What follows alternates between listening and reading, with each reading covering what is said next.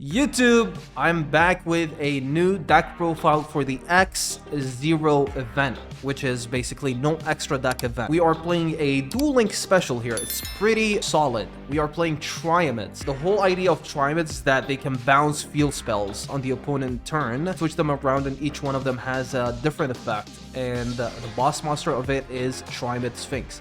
What Triamid Sphinx does is, it is a big booty attack in terms of attack and defense. You see it as 25, but it's going to be boosted by a lot because of the field spells. Your opponent cannot target monsters for attacks except the Triamid Sphinx if it's on the board, and it can special summon itself from hand once a Triamid card on the field is destroyed. So the card is pretty good, and to pair it up with these spells, it is very, very good in an event like this. So Fortress, what Fortress does, one of the field spell, is the opponent cannot destroy your monsters with card effects. Cruiser adds a Triamid card, and also if it's already on the field and you summon, you get to draw and discard one, so you can dig through your deck. Now King Golem has two effects. Both of them are good. The first one is, if it's on the field and you attack or get attacked, no card effects are allowed to activate. So once the opponent starts an attack or you start an attack with Triamid monster, no card effects are allowed except yours. For example, the opponent has, let's say, DPE. He swings into a defense position monster that is 2k defense, and you have King Golem on the field. You activate the monster effect that you have after the attack declaration, switch King Golem into Fortress, your monster is going to become 25 defense. DPE cannot get over it, and he cannot activate his pop effect because of King Golem. The second effect of King Golem is, if it goes to the grave, you can special summon a Triamid card from hand, so it's technically an extender. It can make plays. You can special summon Sphinx from hand with the bouncy bounce stuff. The best part about this deck list is Power Sync Stone. Power Sync Stone says, spell stone counter on this card every time a card effect is activated, a monster effect is activated. Now, because all your monsters activate on the opponent turn, what you do is you set Power Sync Stone, you activate it in the draw phase, you activate your, let's say, Hunter and Master. That is two counters on the field. The opponent cannot activate monster effects anymore. It's a better skill drain, I would say, because it resets every turn. So on your turn, you're not affected. You can activate your stuff. I do add the Magician Souls because you play a lot of spells and traps, so it's very good to send those spells and traps, draw two, that's card advantage. Also, your field spell cards, if they're sent to the grave, they have extra effects, so that is even more pluses. Pretty good card to have here, but the target for Magician Souls is Dark Magician of Chaos. This can be changed. I usually would go with Vare, Witchcrafter Vare, because you can summon it through Selene, Link 3, but because there are no links, I really didn't know what to play as a Magician Souls target, so I just chose Dark Magician of Chaos. No good reason for that. You can replace it with any other spellcaster that meets the requirement of Magician Souls. Maybe Apprentice would be a nice target. Also, we play the Armistier engine, which sets up two bodies and basically an Omni Negate. Even though Armistier says no normal summoned monster effects allowed, you do not need your monster effects unless it's your opponent turn. So the Armistier engine does not really bother your main deck, which is Triamids. Now for the cards we play 3 Magician Souls. These can be changed. You can play whatever. You can play hand traps if you want to. We play 3 Triamid Dancers. Dancer can recycle cards from the grave and boost the field. Triamid Hunter, which is your main starter. When you normal summon it and you have another Triamid card in hand, you can normal summon the other Triamid card with the effect of Triamid Hunter. You have double Water Enchantress, triple Triamid Master, which can pop back row cards, by the way. You play 1 Griffin, 1 Dark Magician of Chaos, 1 Triamid Sphinx. I used to play 2 of these, but I don't feel the need because it can be recycled through Fortress and Cruiser.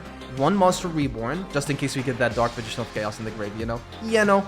We have 2 Monster Reborns if that happens. Double Rite of Armistier, 1 of the Equip, triple Fortress, triple Cruiser, triple Triamid King Golem, basically triple of each field spell because you have to see them, and 1 Triamid Loading. Now what Triamid Loading does, if you're a Duel Links fan and you play Triamids, this is the missing card, this is the missing support. Triamid Loading says, if this card is on the field, you activate a field spell, you get to add a field spell from the deck, and if a Triamid monster you control is destroyed, you get to summon any Triamid from the deck. So it's huge. The card is huge. We have 1 Fateful Adventure, 3 Power Sync Stones, and then the Trap, which has 3 effects in it.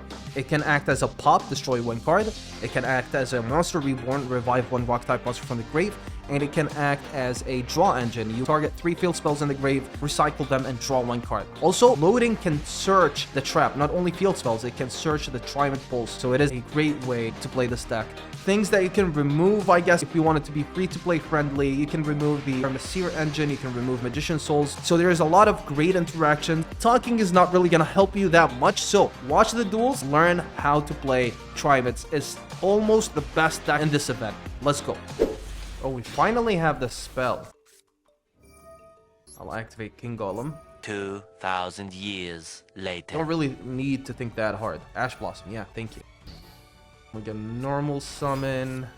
There's another delay, holy fuck. We'll set and pass. Let's resolve this. End phase. In the end phase, I'm gonna activate Master then. Is the lock that good that he couldn't do any plays? Let's get Cruiser on the field. Activate the field spell. We can add the trap, which can pop, which is good. Pop, recycle, draw 1 card, also revive from the grave. All 3 effects in this 1 trap card. Pretty nice. Let us draw. Ooh, right up our Seer. Sounds good. That's a negate. We can set up a negate, boys. Summon the token and attack, because maybe we can lethal him this turn. Get this equipped. Not equipped, the continuous. Activate the continuous. I kind of want to keep this spell, so I'll pitch the trap. I'll activate this, summon in an attack. Oh, a little over 6k damage when we get King Golem. Let's activate this. Fortress. Activate. Cruiser, gonna activate in the grave to add a Cruiser, because we want Resolve Cruiser. He can Ash Blossom this, I don't care about it. So let's activate King Golem. I will normal summon Dancer now. Alright, let's swing. King Golem means he gets to not respond with anything if I swing with a Triamid monster.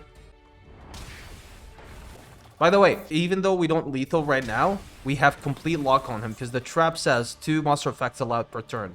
And I have 2 monsters that are gonna activate on the opponent turn. And the opponent scoops it up, and that's the power of Triamids. No extra deck needed, so you can play it in the no extra deck event. And facing full power decks with their extra deck, and we win. They cannot do anything. They're completely locked. Monster Reborn. Okay. Unfortunately, this is not the best hand you would want to see. Fuck, that is actually scary, dude. Yo, do we Monster Reborn his D-Shifter just for the fun of it? Let's end our turn. I will activate Horsing Stone. I'll let that resolve. Then I'll activate Triamid Master. Banish. Now he got only 1 effect to activate. Okay, let's see what monster effect he decides to resolve. Now he's gonna activate Rubina. If he chain blocks, Rubina's not gonna resolve. Yup. No resolution for Rubina. Rubina negated. Sets Imperm here. We're gonna pop it with Master 100%. Normal summon Eglin. I am going to draw. Enchantress. Let's activate Enchantress. We add the spell. Activate. Summon the token and attack.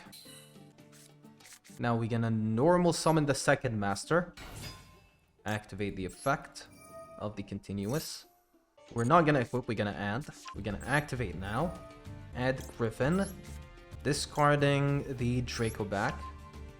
Activate Draco back. Get it on the field. I will activate Draco back. I will bounce his field spell. Okay, so he got Imperm, we know that, but he cannot do any plays. Alright, let's activate a Griffin.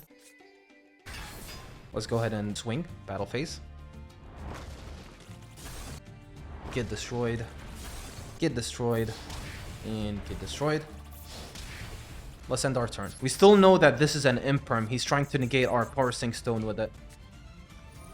Yo, how does it feel, Fluandries, when you get hit by a floodgate? How does it feel? Does it feel good? Fucking bitches. Damn! Normal summon. Banish a card. Chain block. Chain block again. So he negated himself once again. Small World. Empen is banished face down. I don't know what he's trying to achieve with this. There's no way you play double Empen. I think you just destroyed yourself. Summon Rubina. Rubina is negated unless you Imperm now. Battle phase. Swing. 13. Swing. That is game. Wanderies get destroyed. So a lot of people asked, what would happen if Triamids face full Wanderies in the no extra deck event? Here's your answer, boys. Here is your answer. Let's go.